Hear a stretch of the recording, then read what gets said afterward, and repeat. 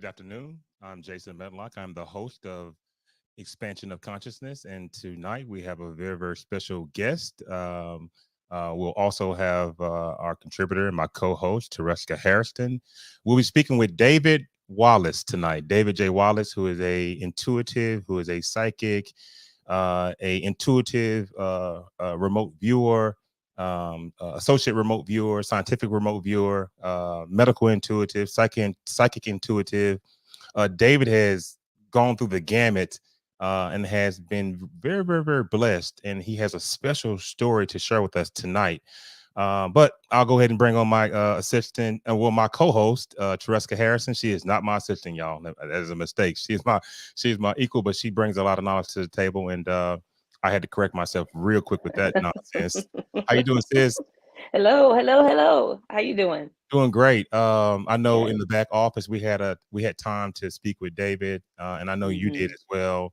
I'm excited for tonight. David brings Yes. a wealth of wisdom. You know, I Yes. didn't say you hear I didn't say knowledge, wisdom. Yes. His ancestral history, the Hawaiian culture. You know, David's from Hawaii. Just the near death experiences that he's gone through. Um, Hmm. just incredible stories of how he began to acquire psychic abilities, and I just cannot wait. Yeah, I find it interesting that after going through all these, deaths or near-death experiences, that each time he's grown or his journey has changed or cultivated something different. Each journey has grown his spirituality differently. So I thought that was very interesting when I read his bio. So I'm excited to hear what he I'm has to excited. say. He has, and we will be speaking about two of his books, Picking Winners, and the other book is The Journey of Our Souls. And David he's an outstanding author as well. He's into science fiction books, and I'll let him get into that. But without any further ado, we're going to go ahead and bring on Dave Wallace. And Dave, how are you doing? Hello, everybody. I'm doing well, thank you. I know Dave's like, these guys are just saying all this good stuff about me, and you know, maybe none of it's true, maybe half of it's It's true, but all in this case, all of it's true with Dave. I'm not accustomed to hearing that. You know, Dave has been a great friend of mine. I'm in some extensive training with him right now, and we've gotten to know each other. I did a Google search, and I wanted to understand how to predict future events, and I stumbled across David's book, Picking Winners, and it was just fascinating to get to know him, and then and get comfortable enough, and him get comfortable enough to come on the show and talk about his extraordinary story and how he has used his gifts in a number of different ways. But without any further ado, Dave, I guess my first question for you, obviously, the first question that most people may ask you, but you were a young boy and you had several experiences, near death experiences. I think four to be correct. Can you Correct. walk us through when it first started for you and how did this thing unfold? Yeah, my first near-death experience occurred when I was 5 years old. I was playing with my brother. Actually, we were fighting in the back of a moving vehicle, and he kicked me from one side of the car, and I flew back. And when I reached to catch myself, I pulled down on a handle of an old, I think it was a DeSoto. And in the old days, when you pull down on the handle, the door opens. So Right. uh, the door opened and sucked me right out of the car. And I remember falling backwards, and I could feel myself kind of like struggling. I knew I was going to hit something. And I kind of like tried to pull myself away from falling. And the next thing I know, I found myself floating above myself, looking down. Mm, Oh. And when I I started looking around, I was wondering, what am I doing up here, and who's that? mm, It didn't make sense to me at all. And as I started floating around, then I saw the car stop, and my brother came running out, and my auntie that was driving the car came out and got around me, and that's when I realized kid that I was looking down was me, and I got really scared. And I started Mhm. looking around, and I started what I saw was something really different. I was close to home, but it was really different. Like the colors were brighter. There were shadows moving around, and some of these shadows look uh, human shaped in a way. So I got scared, and Mhm. as soon as I got scared, I felt somebody reach from behind and grab me and pull me in, and we started floating further up. And when I looked back, it was a Hawaiian man, Hmm. and I assume was an ancestor of mine, but that's the first time I seen him. And he took me to a safe place. We zipped through the air and went through a tunnel, and eventually ended up in a small room. And you know, what I learned from that time, from that experience, is what seems to be a long period of time on that side is actually only a short time. Right. Because I was out on the road. I found out that I was unconscious. I was knocked out. But during that time, I was in a safe room. So David, after your first near death experience, Mhm. you noticed the ability to communicate with otherworldly beings, spirits, Yeah, and then you also gained the ability to see objects that were covered or unseen. Can you that's tell us correct. about that a little bit? Yeah, the first unusual thing that I saw was angels, Mm. appearing in our room in our hospital, and they came through the ceiling. And we were in the old days, I guess. They used to put all of the same kids in the same room, in a big room, hospital room. So I was injured. I wasn't sick, but there were other sick kids that was in the room. There's some with the flu, and some of them are really in bad shape. So the angels came down, and that's the first one I saw. Mm. First thing I saw, and then after that, I started seeing spirits of young kids that were running around that had they were stuck in a hospital. Mm. So Mm. those are some of the things that I saw, and I was able to communicate with them mainly telepathically at first, and then I could.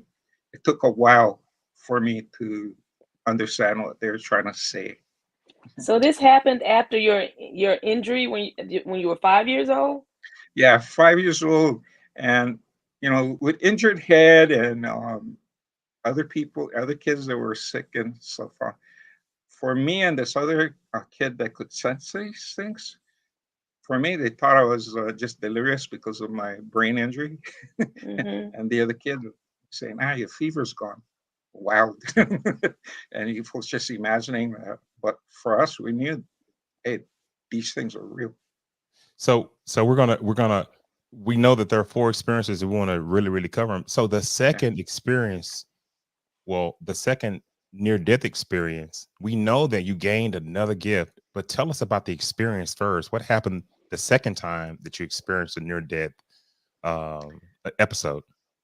Yeah. The second near death experience, I was an adult already, in my mid 20s. And in this one, the person that came to wake me up, get my spirit out of my body, was a friend of mine who had passed away. Mm. And his name was Bruce. And he had passed away, and it came and picked me up. And he showed me a tunnel that was in our closet. Mm. And so he opened the closet door, pushed the clothes in the side, and he said, I want you to see that. And so he showed me the tunnel, stepped in it, and invited me to follow him. And so I did, and went all the way to the end of the tunnel. And at the end of the tunnel, I saw the next dimension that was there. And it was a beautiful place. I saw um, my ancestors collectively coming towards the place and stepping forward. And but the neatest thing about it is that I also saw my pets, my dogs, all of my guinea pigs that I had, my pigeons that I really loved that had passed on. they came to uh, the end of the tunnel where I was, and they were trying to entice me to come and pet them and play with them. And I cried like a baby. I think I was more, you know, overcome with emotion because of my pets than seeing my family. You know, all of them were just there, and I was so happy to see them. And So knowing, this yeah, particular experience, you were able to then communicate with pets, animals, and you were able to communicate with your family. It was that something that was something different from the first time. You care to yeah, elaborate on that? yeah. Well, in the first after the first experience, I could communicate with any type of spirits, but mainly, I did not have a really strong connection with my ancestors yet. The only ancestral spirit that I did make contact was that guide that came to pick me up. And for Hawaiians, we call it our aumakua, or family guardian. And that guardian is always with us at all times. So he was there to help me. But as far as communicating with animals, after the first part, after the first accident, my first near-death experience, I had a better connection with animals. In fact, I could take care of them and raise them, help them when they were sick and stuff. So, and I thought that gift was only limited to animals. I had I had no clue that I could actually use it on people. And I guess we could call this unlucky events that have happened or unfolded in your life, or we can call them divine events because you had a Yeah, third near death experience. yeah, oh And yeah. you have to wonder, okay, are you trying to leave here? No, actually, like I was telling your sister earlier, I call these near-death experiences like turning points in your Mm, life where you're somebody says slaps you in the head and say, "Wake up, boy!" Mhm. You know, you go, where are you going and what you're doing? You need to stop. And Mhm. so when I was the second near-death experience, I actually was in a profession that I hated. I was a mm, cop. I'm not a policeman. Mhm. You know, I may Mhm. act like a policeman, but I'm really not. right, I'm a social worker. When I stop people, instead of writing on tickets, I look in there and I talk to them. right. You know, give them breaks and stuff. And So you uncovered, or you were given information on the yeah, third near death experience yeah, that life is not as final as we think. no. In Can fact, you yeah, you want me to tell you about that uh, one? we want to hear it all. Yeah. Yeah. My third near death experience started with me. Um, I had avian flu, Mm, spinal meningitis, and my blood levels had turned septic, and my vital organs were shutting down. And it got to the point where um, I could barely walk. I was dehydrated, and my fever was extremely high. And I have type 1 diabetes, so when I was trying to take my uh, blood sugars, it was so high it wouldn't register. Dangerous. And I tried going to my car to drive myself to the hospital, but I fell through some glass in our apartment, and the yard man was out there, so he called the ambulance and took me to the hospital. So when I finally got to the hospital and went to ER, the doctor told me if I had waited in my condition for another 20 minutes, they wouldn't be able to guarantee that I'd be living, and there'd that be is nothing they incredible. could do. And Wow. so I was taken straight to ICU, placed on all these antibiotics. And have you ever seen a papaya tree? Papyri, yes. Yeah, Yeah. where the fruits are all from the top of the tree, sometimes all the way Yeah. down to the ground. Uh-huh. Yeah, those were my IV bags. Oh wow. Mm. So Really? I have so many IVs running into my body. It looked Oh like a big wow. papaya tree. Papaya tree. Yeah, with all of these bags of stuff coming in, and I had tubes running in and out of me. And when my first night in the ER, that's when I had my near-death experience. And in this near-death experience, I found myself inside of a cemetery and I was running looking for an exit, and I couldn't find. And in panic, I started running around and I ended up falling in a hole. And when I fell in the hole, then I looked up and I saw a headstone with my name written on it. Mm. Wow. So I had to crawl out and I started crying. And when I started crying and feeling sorry for myself, a man came up behind me and called me by my name. And when I looked, and he introduced himself as Death, and he was there Wow. for me. And I looked at him and I says, "No, you ain't getting me now." So I started running, and he sent these dogs after me. Wow. So I started running in a graveyard, looking for a place to hide, knowing that there's dogs behind me, and I see a tree, the only tree in there, big tree, and I run up to the tree, and I figure, okay, if I can put my back on a tree and get the dogs attack me from front, at least I can try to fight them off.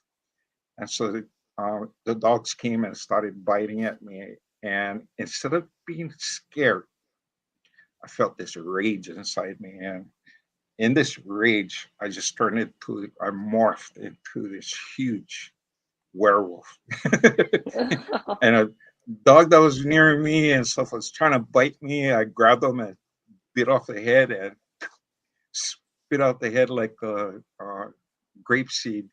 And the head went rolling right to the man in a suit. And he's watching over there. He's really entertained. And he's looking and smiling, and I'm fighting off the dogs, and just you know ripping them to shreds. And finally, when the last dog leaves me alone, I turn to this man. I says, "Come on, let's go." Right. And he stops and he claps his head. Says, "That's the spirit." And he says, kind of like, and the lesson that I learned up until that time is that I was on a really destructive path. Mm. And to keep me in this world, I needed one thing that was valuable to me. And the one thing that valued that I valued the most was my wife. I Your just life. met her. I just met her. Yes. And I Oh. realized that this woman that I met will change my life. She's the only positive thing that I had in my life at that time. And so that kept me anchored in this plane. And this is the woman that basically changed my life because from that point on, I was a different man. So that's what death was there for, So teaching me. when you look at the, you know, Mhm. you had another near death experience, Uh-huh. and we have so much to cover. People may think we're Wait, stuck on this, but we're not. I have a question on that, Yes. Jason, before you Go move ahead. Go ahead. forward, because you said that experience was there to teach you, to it actually changed your life or shifted your life. Can you explain to me how that, when would that, was that revelation revealed to you? How was that revealed to you that you were here for the why and for this, and how you connect your wife to that whole Sure. situation?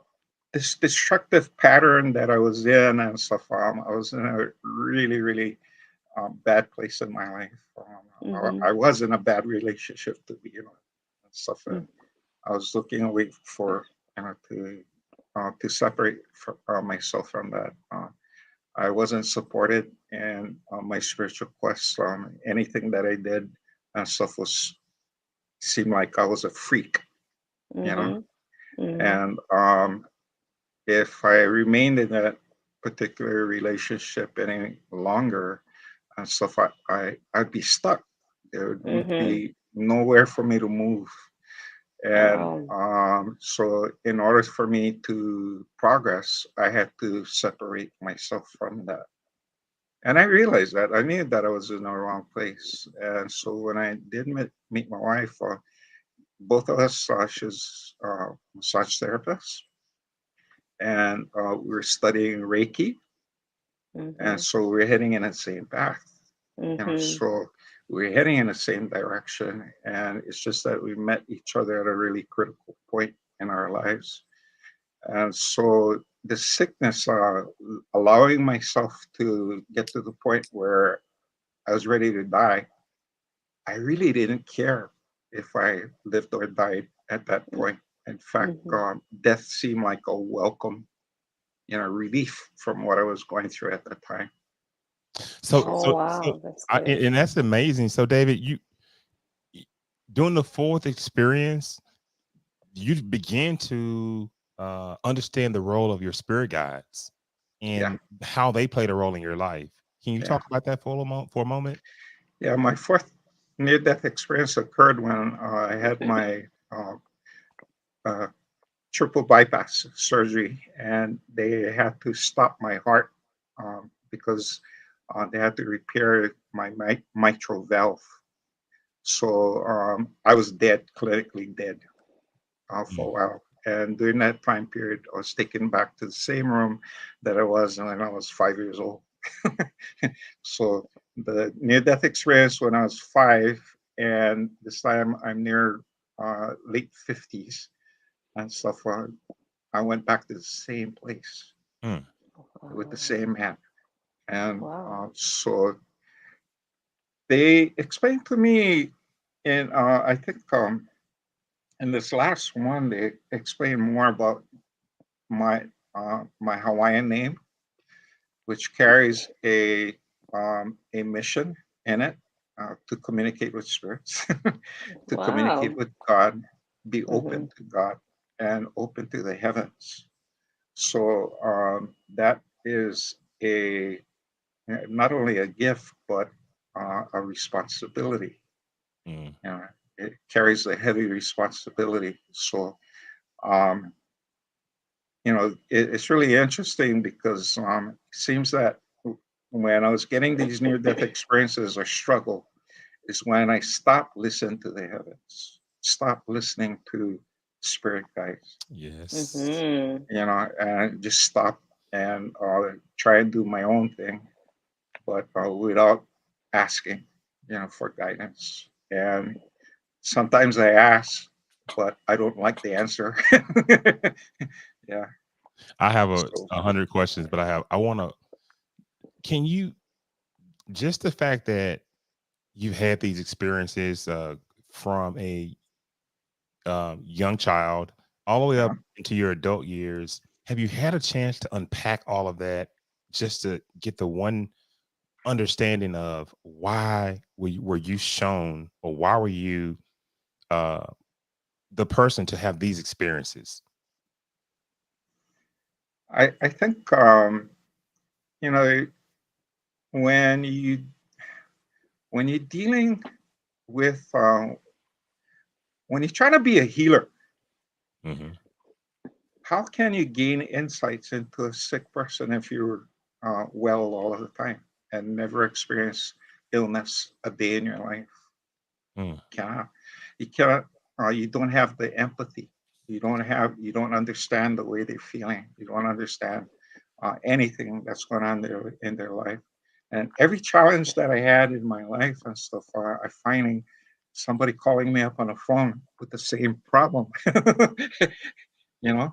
And now, and so because I'm dealing with things that I experience in my life already, I'm in a position where I can feel for them and understand their struggles and hopefully help them, guide them through this time period. Yeah. And that makes sense. That makes sense. Yeah, Yeah. I was gonna say the same thing because one thing about God and the universe and how it reveals things to us, because we all go through transformation times or Sure. times when we transition, and he teaches us in all different ways, and we all get revelations differently, through different Yeah. experiences. And I think that is interesting that some people have it a little more tougher than others. It seems to be, it seems to be a little harder because we still got a lot of people out here hard that kind of listen but really not listening and still going through different struggles, but not at the extent where your back is against the wall when you really gotta come forth and get something out of this. You know what I mean? Get an understanding out of it. Well, we know that David has given us a wealth of knowledge, but let's talk about how we can integrate what he said in his book, The Journeys of Our Souls. And our preference, I prepped it to where David could really, really dig into his beginnings, because this book, ladies and gentlemen, I'm just telling you, it is very, very insightful of all the experiences that David has gone through. Dave, you want to talk about, kind of why you wrote the book and, what Sure. inspired you? Sure. What inspired me to write the book is that there are a lot of people awakening right now, Mm-hmm. and they not too sure. They've had similar experiences as me. Some of them experienced had near death experiences. Others are just waking up and realizing that there's this entire new world to them, and many of them are looking for other people as guides, and they don't know where to turn. Mm-hmm. So for me, by putting my book out and allowing the public to read, they'll know that they're not alone. There's a lot of actually, there's plenty of people that Mm-hmm. experience the same place. It's just that we're not all together in the same, in the same town. But what makes us available to each other is this technology.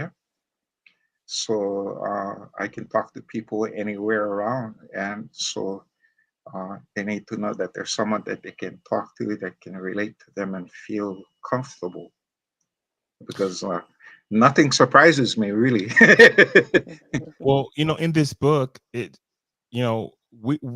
Tereska and I and a few other ladies, we just finished the first quarter of manifesting for the entire quarter. We're going to be manifesting this entire year, but the first quarter, we were using a book completely about manifestation, and what was so interesting, it was in workbook style, and I love workbook style books.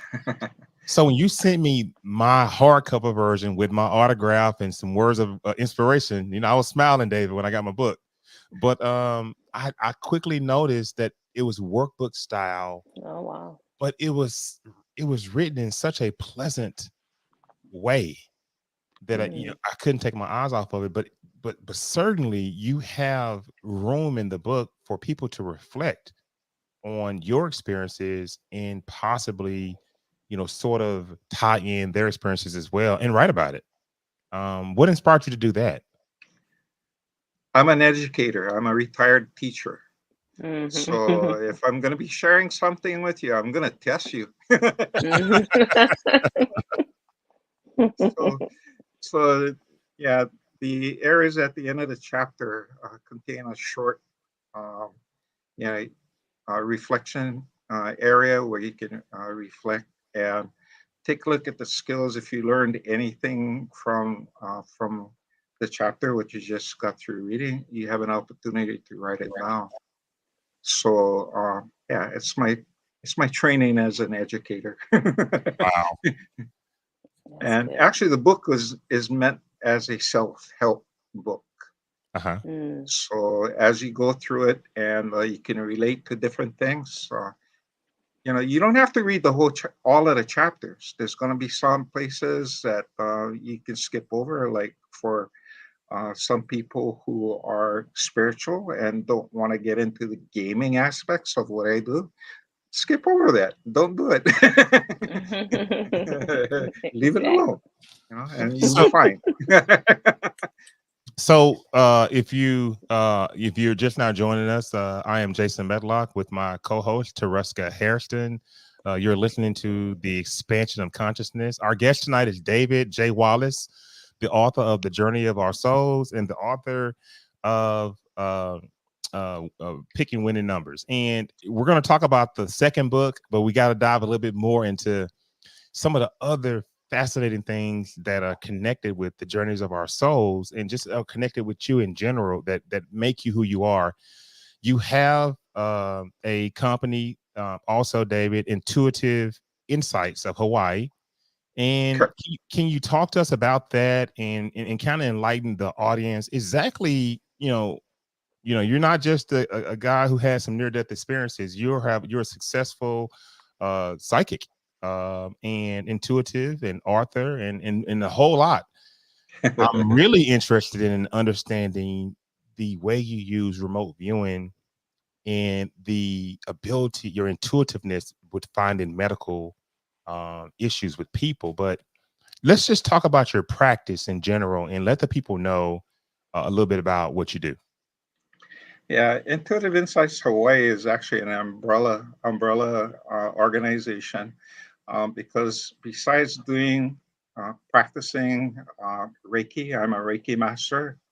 I also do medical scans and for people who are having symptoms. And a lot of people, as they begin to have symptoms, they're afraid to go to the doctor. Yes. And they talk with family members, or go around and trying to beat around the bush because they're scared to go, they're afraid to go to the doctor and get a definite answer. Well, that's where people like me step in to see if we can help find out exactly what's happening in your body. And so that's the medical intuitive part. I also give training classes in Reiki and Haki. And Haki is more of a combined class where I teach aspects of remote viewing and Reiki and put it together. Oh, So, okay. and Ha, the name itself is called Ha Ki'i. Ha is the breath of life in human beings, and Ki'i is the imagery that you create in your mind. Ah, And so, by using this combination, being able to read someone's energy, the physical energy, um, the energetic body, the physical body, and being able to project your mind into the body, you can see where the injury is and what kind of injury is happening and what's going on inside the body. Okay, so okay. So, I'm Being able curious. to project yourself Your mind. in your mind to see into the body. yes. Mm-hmm. Now, Mm-hmm. you taught Mm-hmm. me. Well, I use portions of this type of ability in some Yes. other things that you and I do. Yes. But can you kind of dive off into it a little bit? The audience may not understand you, but can you still dive off into exactly how you do that? You use your imagination. Hmm. Okay. And any type of healing, spiritual healing, you need to use your imagination and your will, basically. Oh, Now, yes. the wonderful thing about the human body is that there's a blueprint for it, right? Mm. That's why doctors, if they're going to be cutting certain places and stuff, they know exactly what's under there, Mm-hmm. right? So Yes. my job as a medical intuitive is, if I'm going to be doing this type of work on a person, I need to know what's under, where different things are in the body. You know, I don't like look up here and say, "Oh, your heart's beating fast." Yes. That's not where the heart is. Mm-hmm. So, you need to be anatomically correct and know Mm-hmm. what the healthy organ looks like. And see things that you get, and that's why I draw my experience from as a police officer and just someone just really curious. We used to slaughter our own animals, Mm. raising up on a farm. And so, as far as the insides of a human body, not only have I been able to see that through autopsies, witnessing autopsies, uh, but there's this marvelous thing called the internet, too. Mm-hmm. So, if you want examples of how a healthy heart or lungs look like, you can Google it and you get live pictures and videos, and Mm. you look at it, and that's a healthy lung. Well, what does Mhm. an unhealthy lung look like? And you Google the same thing, and boom, you get a show. And so these are the pictures you get to recognize, um, the difference between things. And normally for me, and a lot of medical intuitives, um, when they see things in happening in a human body, because we're not doctors, we work on impressions that we get. If Mhm. something is not functioning, something feels wrong. Mhm. And for me, when something is hot, it's okay. I cannot wait to use one of the terms you taught me. What's Is that? with the pictures that you're going to look at to determine what does a good lung look like, what does a good Yeah, heart look like, what cueing the subconscious. exactly. Ladies and gentlemen, David is cueing his subconscious by looking at photos of what he's trying to find information about. Sure. So if somebody comes to me, a a client comes to me and complaining about heart or chest pains. And so, what my job as a medical intuitive, before that patient even comes to me, I make sure I know what's here, where I'll be looking at, what to look for. And so I prepare myself that way. So when my client finally comes in and I can see, like, sitting there and feeling and extending myself and looking inside, I know what's going on and what's wrong. It's not looking normal. Now, Mhm. there are other things you're able to do. We'll talk about that after we go to your second book. But you're able to tell people more than just you have some chest problems, but you're able to talk. You're able to tell people that no, your spouse is not cheating. No, you will get this new job. You're able to use your abilities in a lot of different ways, and I know your clients stretch you to the limit. But I want to talk about the next book that you wrote, which is pretty fabulous. You've been blessed with the ability to uncover or to see unseen things. But I think that when you really look at the way your subconscious has allowed you to manipulate this ability in so many different ways to help people, it's fascinating when we start to look at this book, picking winning numbers, and we're going to look at this. And yeah, give me a little bit. Let me find it. So is that what you mean by when I'm reading your bio? One of the things that says you're a seer. Does that what is that what that means? You're a seer. What do you see? A seer is defined as someone that can predict the future. Yeah, Okay. it's something like a prophet. And Mm. a seer, when I act as a seer, since I'm the oldest male in my family right now, my Mhm. generation, the responsibility to see things for my family falls, it's my responsibility. Mm. Okay. Wow. So anything happening with my family and stuff, I get dreams about them. Uh, Okay. my sister, uh, my sister on Maui, she's surprised because the moment she starts thinking about me, I call her up. Really? So she says, Really? "You okay?" I says, "I was just thinking about you." I said, "Yeah, I know. I'm calling." Well, So I get those feelings about like that, but I don't necessarily see, but I feel. So, what is that when you actually kind of feel that? Is that like, um, well, again, it, it falls within the area of my responsibility to take care of my family, to make mm-hmm. sure that their needs are being provided for, to make sure they're safe, and provide them counsel when they need, and give them blessings as they need. So that's my responsibility. Speaking about family, the heritage of these abilities that you have, can you go into that a little bit? Sure. I come from a line of really gifted people, not only on the Polynesian side, but also my what Hawaiians call haole side, or European descent and stuff. On both sides of the family, on my mother's side and my father's side, they're very spiritual.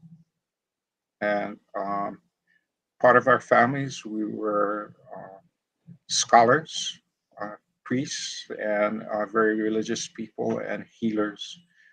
Some of the prominent healers in Hawaii, in fact, one of my aunties was one of the people that trained a lot of massage uh, people here in Hawaii, the traditional Hawaiian lomi lomi. And Mm. so these um, these family traits have been passed on from generation to generation. And so kahunas, we had several kahunas in our family that were very, very powerful. And just the interest and having that inside of us, I feel that it's a inherited trait in me. Well, the I, next book, and I, I'm having a little problem bringing it up, but pick. Hold on. This I is it. have a quick question. I Go ahead, have a go ahead. quick No, you question that, say it. because would you say that families that are born together, raised and have generational, carry this certain duty, or certain gifts among each other that needs to pass through, or it may be a call or a purpose that each that a family can carry throughout Earth, that goes from generation to generation. See, the important question that all of us need to ask ourselves is, who are we? Mm-hmm. Who are we? And for me, and many people like me, when we answer that question, my answer is, I am a total sum of all my ancestors Hmm. Mm-hmm. sitting here before you now. Mm-hmm. So all of their hopes, all of their wishes, all of their powers, all of the Mm. things that made them who they are, it's part of my DNA. It's part of you. It's alive, it's in me, and it's up to me which parts of my ancestors I want to activate. That is so. Now that blows my mind. I have so many questions from that, but that's good. I'm gonna Yeah. leave it. I'm gonna Well, let you may want to ask him about finding out about who's your spirit guide. That whole thing kind of blew you away. Well, yeah, I mean, actually, yeah, the actual my actual spiritual guide, but the fact that the real culmination of our ancestors, that we don't necessarily always connect to that.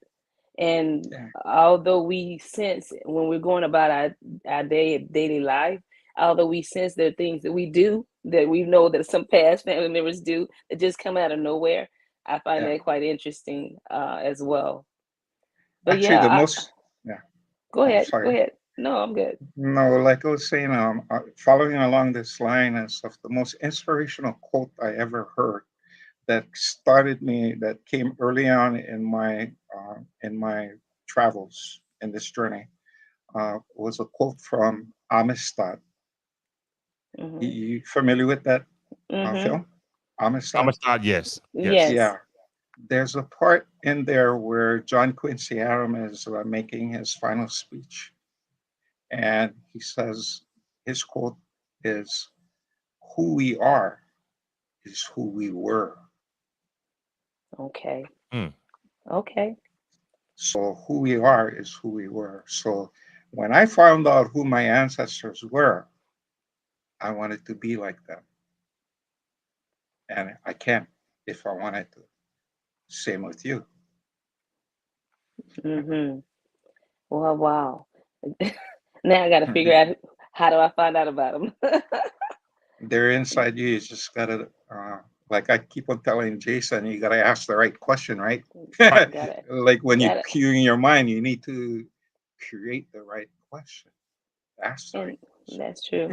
And we probably I know I probably know the questions to ask, and sometimes I guess the fear makes you like, do I really want to ask the question?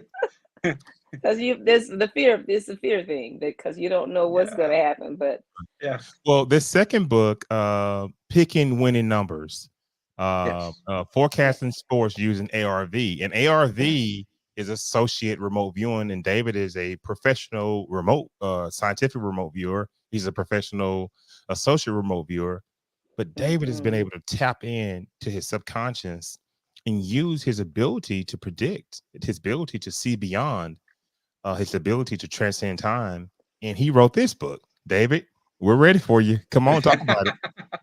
Yeah. Well, the reason why I wrote this is this is a manual that I created for my ARV classes. And what I was experiencing is, for the traditional remote viewers who go through the entire classes and try to use remote viewing to make predictions, they struggle. They struggle a lot because um, they're accustomed to doing things that's drawn out long. And um, when I started learning how to remote viewing, one of the things that I did, I tried to teach my students in high school.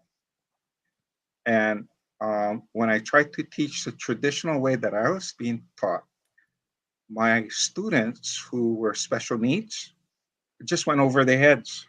So, for, And just real quickly, remote viewing yeah, is remote viewing is the ability to see hidden things in time and space. So you can jump ahead in time to see an event that's about to happen or will happen in the future, or you can take a look backwards in time to visit the event that already happened to get more details. hmm. And you do this mentally well, using is your there a mind. way, once you determine if you jump in the free future, something gonna happen? Is there a way you can stop it? Say it's something bad. Would you have a that issue? Would you want to stop it, or can you stop it? Now we're going mainly as information gatherers. Yeah, Okay. Mhm. we're not trying to influence the change or anything. It's like just trying to gather more information, and hmm so we're projecting our conscious there. The past, something has already happened, and so when you're visiting the past, you're just trying to get details, and um, you can do that real easy. So, so David, let's get to the juicy stuff. You Hi. you you won the Florida lottery using this book, using the techniques that you perfected in this book. Give us the take us back. Tell us what happened, how you prepared for it, and how'd you win the Florida lottery 3 times? Actually, that was the California. California Okay. Fantasy Five. Yeah, the California Fantasy Five one. I was able to win 3 times, getting the numbers all lined up. And the California Fantasy Five is a 5 draw out of 39. So there's 39 numbers, and 5 numbers are drawn from that. And this happened really early when I was doing this, and um, when you learn how to remote view, one of the things that they teach you in remote viewing is that you cannot see numbers and you Hmm. cannot read, you know, newspapers or science. And so, working under that belief, I created a system where, uh, in remote viewing, we see pictures, right? Sure. Right. Well, why can't we use pictures to represent numbers? Hmm. And I go, what do you mean? Say, yeah, suppose I get a rocket that looks something nice and tall. What number does it look like? Number one? One. Yeah. Number one. So, Okay. David, are If I you were, saying that numbers could be encoded in pictures and then we just don't really look at it that way? And you've yeah, cracked this type of information? yeah, Wow. yeah. Okay. So some of these associations are really easy to make because we know them. And the idea is for these associations that you create between pictures and numbers, don't try and make it confusing. You know, pick out things that you know already. For the number three, what would you use for the number three to associate with the number three? I probably would use a um hmm, What what number. You know picture? what? I probably would use a trike, like Yeah, a motorcycle, three wheel motorcycle. Right, tricycle. Tricycle. Yeah, tricycle, Yeah, tricycle, yeah. tricycle. Some religious people would probably use the Father, Son, Holy Ghost. a Oh triangle. yeah, A triangle. triangle, Yeah. yeah. So Yeah. there's a lot of associations we can do. But let's Oh get back. yeah. Let's get back to that lottery. I mean, I know people Yeah. people hanging on their seats. They want to know. So anyway, They want to know how you did it and what you win. that's how I that's how I did it.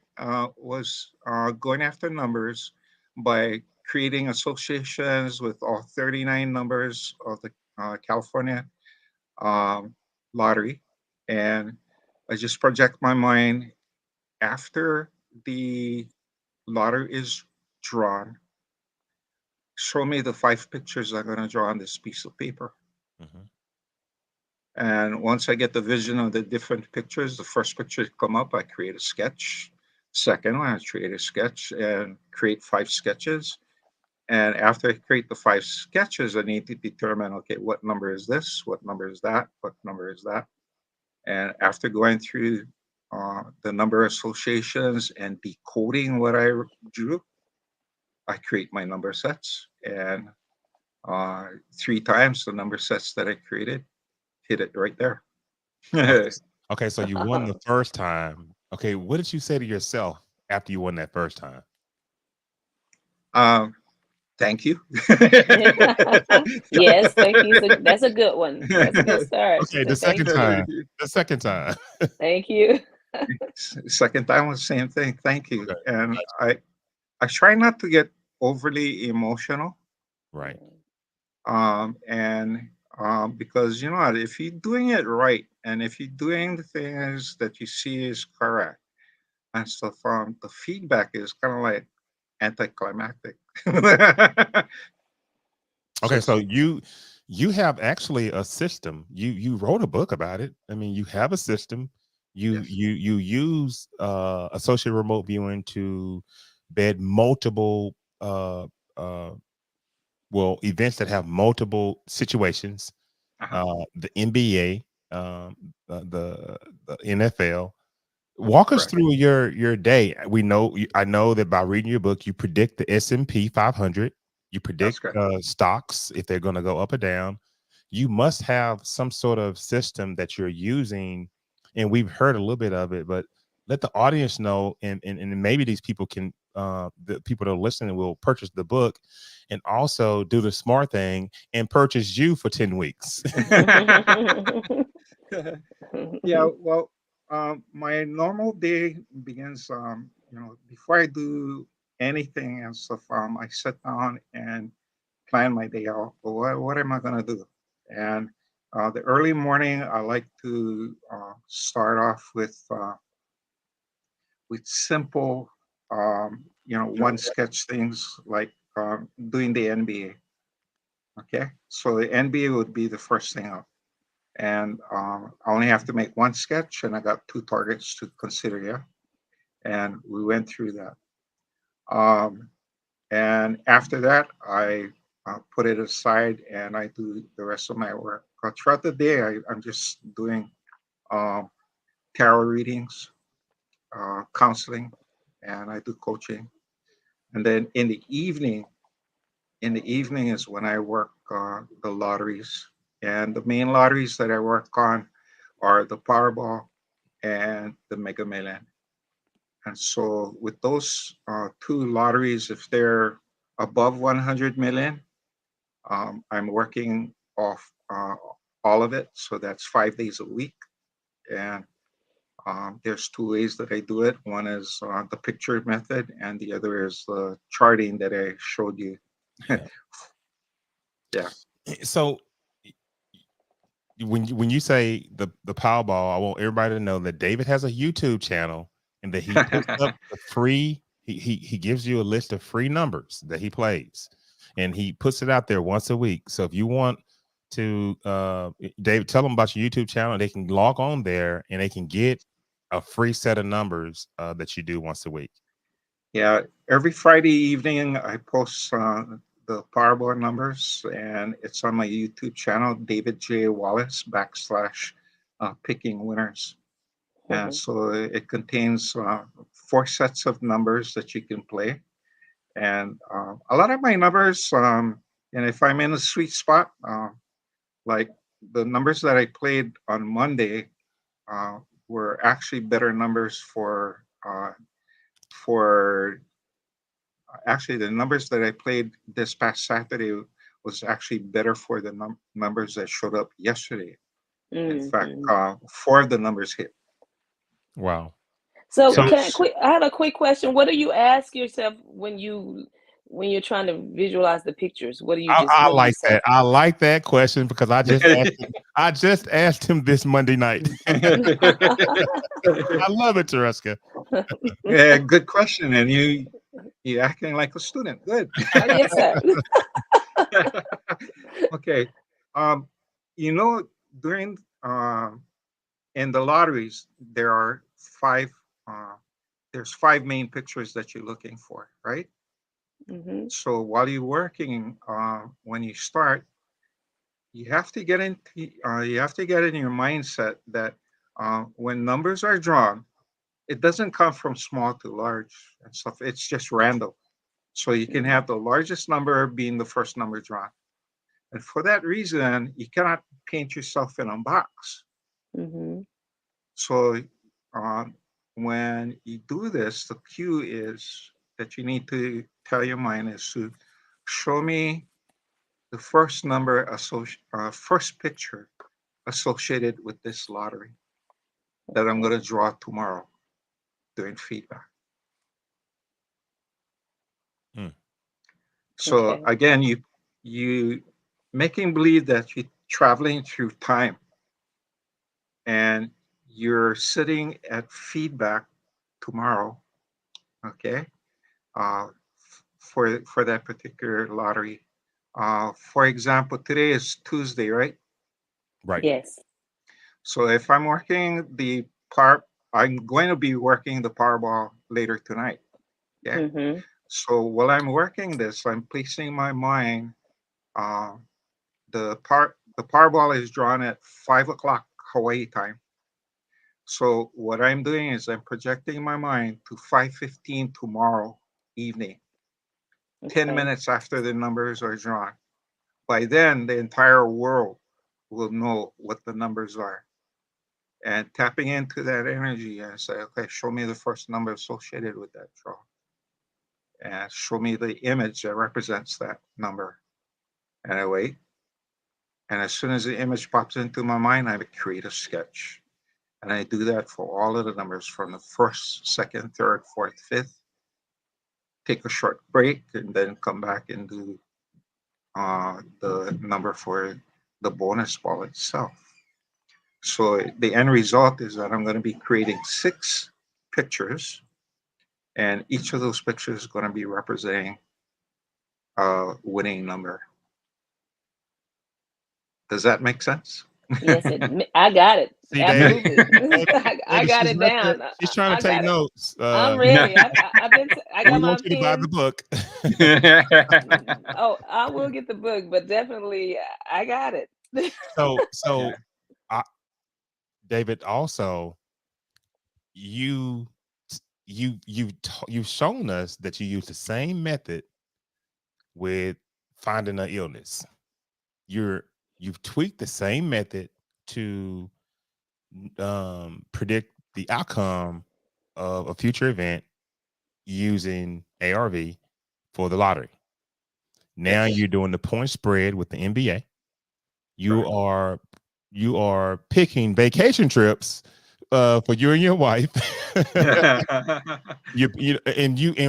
actually on the trip you've put together a system to tell you which game you should play the most. Talk to us about all of that. Again, it comes down to questioning. developing good questions to ask your subconscious. Yeah. Yeah. What is the correct question? Um, Yeah. for example, if you know the casino that you're going to get into and stuff, and what I like to do is create a map of the floor. You, most of the casinos you can access it online. They'll show you basically how it looks like. Okay, the layout, Mhm. and so you create a layout. And I like to form grids and get them into a total of 9 blocks, 3 by 3, and assign A, B, C, D, and all the way down 9 blocks. And what I'll do is I ask myself, when I step into this casino, show me the hottest spot that I'm going to win the maximum in. David, Mm-hmm. why do we cue our subconscious, and what does it do? The subconscious is real curious. Hmm. The subconscious is real curious. It's not limited by time or space. Hmm. You can direct it at any time. And Yes. it's just a matter of allowing your and believing that your subconscious can do it. In fact, the more often and more frequent you use it, the more trusted you can feel. It's just like exercising a muscle. So, If you David, don't, yeah. I'm gonna go. No, no, go ahead. Go ahead. Go ahead. Now, go ahead. So, Yeah, David, we're in the group that I'm, the book club I'm with. We write letters to our subconscious once a week, sure. Mm-hmm. and Mm-hmm. the object of it is the same thing you said. I try to get the ladies in my group to exercise their mind, exercise the relationship with your higher self, your subconscious, Yeah. because it is listening to you. Um, Yes. all Yes. the time. Yes. Go ahead, So Tracy. Yeah. that it is definitely. So I was curious. So you mentioned that the subconscious, the mind is curious. Um, but I look at it as also my guide and my director. So is it not the same? It's not the same as guiding, the spiritual guide, or is it not? Actually, for me, it's my personal will. So your personal will is your. My personal will is directing me to go wherever I want. I'm deciding where to go and what to look at. Mm-hmm. My guide is kind of like there as a companion to help me uh, complete the objective. Okay. So the subconscious or higher self is just pretty much your inner will. Yeah, It's just another Different name. names. It's just Yes. a yeah, different different names, name. We're calling it different names. different things, but it's the same thing that's in you that you really need to connect to. Yeah, Got it. yeah. For me, I try and stay away from labels. I just decide do it, Right. do it. Don't worry about labels. Don't worry what part of yourself you're setting out, because if Yes, you get hang up on that and stuff, it's more confusing and that's true. can be self-defeating. Yeah. Yeah. Well, I want to encourage our listeners again, David Wallace, the journey of our souls. Is it journeyofoursouls.com? Go and look at that book and buy it and check it out. David offers some very, very interesting takes on things he's experienced in his life that you may have experienced as well, and picking winners. And I know that people who know me know that I've increased my ability to choose or to predict the outcome of these games. And I may be hovering around a 50 or 51% win rate. I know David is a little bit higher. Well, not a little bit. He's much higher than I. But go and look at picking winners and buy that book if that's something that interests you. But you can use the skill itself for so many other things. And I know that Tereska is very interested in finishing out her Reiki training with you. But David, can you leave our audience with one final nugget? Anything interesting you want to share? And we know that there are some other areas we can dive into that could take another hour up. So we want to get you back. But is there a parting word for the audience? Sure. One of the things that I want everyone to remember is that, you know, we're children of God, Mm-hmm. right? And as children of God, we inherited many godlike traits within us. And Hmm. so, if we live up to who we are spiritually and as human beings, as being children of God, and be like our Father, yeah, and be like our Maker, Yes. um, all things are possible. I love that. Love it. I do too. And I knew that would get a rise out of you, Tereska. But I Tereska love is that. she's very, very, very much in tune with her relationship with God. But then Sure, now, even more so, she spirituality has crept into the scene, and she's sure. balancing both of those, and that's Yeah. special. So, David, we're gonna go ahead and we thank you for coming on the show. I want you to come back. I know that you Yeah. probably will. Sure, uh, anytime.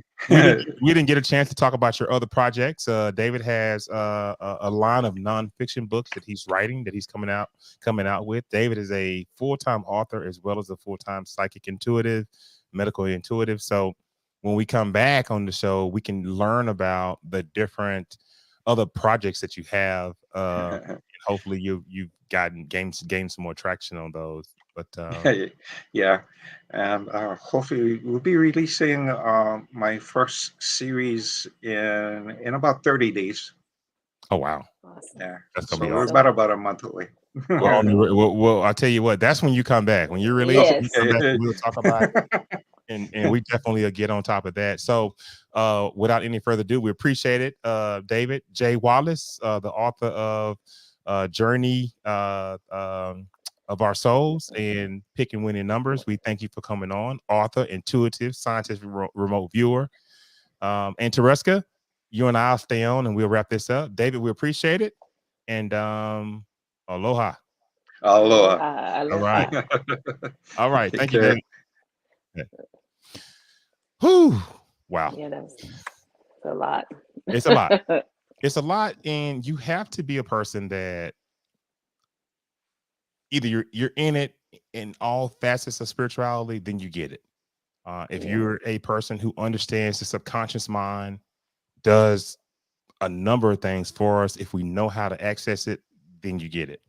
If you Yeah. understand that cueing is very important when you're trying to embed information in your subconscious mind so that your avatar can react. It's a lot Yeah. to unpack. We do it every day with the I Yeah. ams. We do it Yeah. every day with the affirmations. Right. So And it, we're yes. cueing ourselves Yes. for what we're asking for. Hmm. Go ahead, T. Yeah, and just the opposite. I was going to say, just the opposite of that is what we programmed ourselves before we were woke. Before we realized this, as we were growing up, we programmed ourselves in a different way to to cover up and hide and suppress these type of feelings or these things that may have come up in our minds or our thoughts. We suppress those things because we didn't understand them. So now we get the opportunity to claim what is rightfully ours. Absolutely. And one of the things that David, you try to squeeze all this valuable information in 1 hour, you forget about it. You're not going to be able to do it. But one of the things that David he didn't mention, but he does religiously, he goes into a level of meditation. And Tereska, we've said this time and time and time again. All the spiritual modalities, Reiki, performing Reiki, astral projection, out of body experiences, anything with galactic healing energy, using associate remote viewing to locate an object, whatever it is, there's a level of quietness and stillness that you need to achieve so that you can fully gain the attention of your subconscious mind, and then you begin to cue whatever it is that you want to accomplish. So meditation is Absolutely. important, folks, and it's still the backbone of a lot of different things that we try to do uh, uh, to bring this level of peace and to allow ourselves to try these different modalities. And we have to have a calm mind. Yeah, and absolutely, and bring a level of power, because as he said, as David just mentioned, that it is our desire as as spirits to be connected with the ultimate spirit, and Yes, that's God. And so if we align ourselves more with God, and the meditation helps us do that, then we gain the power that God has. we gain the So power. And we're all networked, we're all gods, we're all yeah. co-creators. And we're actually having a conversation right now with ourselves. David is me, Mhm. I'm David, you're David. We're all the Okay. same, we're all networked with the same within the same God consciousness. We're in the same God Christ consciousness. He's just experiencing us in different avatars, different individuals, different forms of matter. And it's mind blowing at times, but at times it's not. Because if you're woke, you fully understand that we're all energy, and that we're all connected, then you can get that concept and it comes through clearly to you.